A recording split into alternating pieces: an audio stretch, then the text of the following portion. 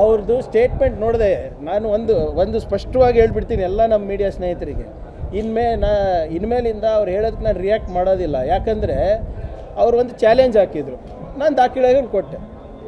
ಅವ್ರಿಗೆ ಸ್ವಲ್ಪನ ಗೌರವ ಇದ್ದರೆ ರಾಜೀನಾಮೆ ಕೊಟ್ಟು ಅವ್ರು ಏನು ಪ್ರಶ್ನೆ ಕೇಳ್ತಾರೆ, ಎಲ್ಲಿ ಕೇಳ್ತಾರೆ ಅದಕ್ಕೆ ಉತ್ತರ ಕೊಡ್ತೀನಿ. ಅಲ್ಲಿ ತನಕ ಕೊಡೋಕ್ಕೆ ನನಗೆ ಇಷ್ಟ ಇಲ್ಲ. ನಂಬರ್ 1. ನಿನ್ನೆ ವಿಚಾರದ ಬಗ್ಗೆ ಅವರೇನು ಹೇಳಿದ್ರು, ಪ್ರಿಯಾಂಕರ್ಗೆ ಪ್ರೇರಣೆ ಕೊಟ್ಟಿದ್ದಾರೆ ಅದಕ್ಕಾಗಿದೆ ಅಂತ.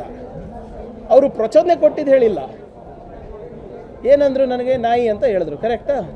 ಈಗ ನಾಯಿ ಅಂತ ಹೇಳ್ಬಿಟ್ಟು ಚಿತ್ತಾಪುರಿಗೆ ಬಂದರೆ ಅವರಿಗೇನು ಪದ್ಮಭೂಷಣ್ ಕೊಡಬೇಕಾ, ಭಾರತ ರತ್ನ ಕೊಡಬೇಕಾ, ಅಥವಾ ಏನು ರಾಜ್ಯೋತ್ಸವಕ್ಕೆ ರೆಕಮೆಂಡೇಷನ್ ನನ್ನಿಂದ ಬೇಕಾ? ಅವರಿಗೆ ನಾಚಿಕೆ ಬರಲ್ವ? ಅವರಿಗೆ ಡಿಫೆಂಡ್ ಬೇರೆ ಮಾಡೋದು, ಗಾದೆ ಇತ್ತು, ಆಡ್ಮಾತು, ಅದು ಇದು. ನೀವು RSS ಚಡ್ಡಿ ತಲೆ ಮೇಲೆ ಹೊತ್ತಾದ ತಕ್ಷಣ ಆ ಮನುವಾದದ ಬುದ್ಧಿ ಬಂದುಬಿಟ್ಟಿದೆ ನಿಮಗೆ. ಸಿಂಪಲ್. ನೀವು ನಾಯಿ ಅನ್ನಿ, ನರಿ ಅನ್ನಿ, ನಿಮಗೆ ಎಷ್ಟು ಹಕ್ಕಿದೆ ನನಗೂ ಅಷ್ಟೇ ಹಕ್ಕಿರೋದು. ಸಾಮಾನ್ಯ ಪ್ರಜೆ ಕೂಡ ಇವತ್ತು ಪ್ರಧಾನಮಂತ್ರಿ ಮೋದಿಗೆ ಪ್ರಶ್ನೆ ಮಾಡುವ ಹಕ್ಕಿದೆ, ಅದು ತಿಳ್ಕೊಳ್ಳಿ.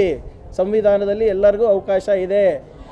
ನಿಮ್ಮ ಬಾಡಿಗೆ ಭಾಷಣಕಾರರು ಬಂದು ಮೋದಿಯವ್ರ ಬಗ್ಗೆ, ನೆಹರು ಅವ್ರ ಬಗ್ಗೆ ಮಾತಾಡ್ತಾರೆ, ಗಾಂಧೀಜಿಯವ್ರ ಬಗ್ಗೆ ಮಾತಾಡ್ತಾರೆ, ಅಂಬೇಡ್ಕರ್ ಅವ್ರ ಬಗ್ಗೆ ಮಾತಾಡ್ತಾರೆ, ಖರ್ಗೆ ಅವ್ರ ಬಗ್ಗೆ ಮಾತಾಡ್ತಾರೆ, ಸಿದ್ದರಾಮಯ್ಯ ಅವ್ರ ಬಗ್ಗೆ ಮಾತಾಡ್ತಾರೆ. ಅವ್ರಿಗೇನು ಹಕ್ಕಿದೆ?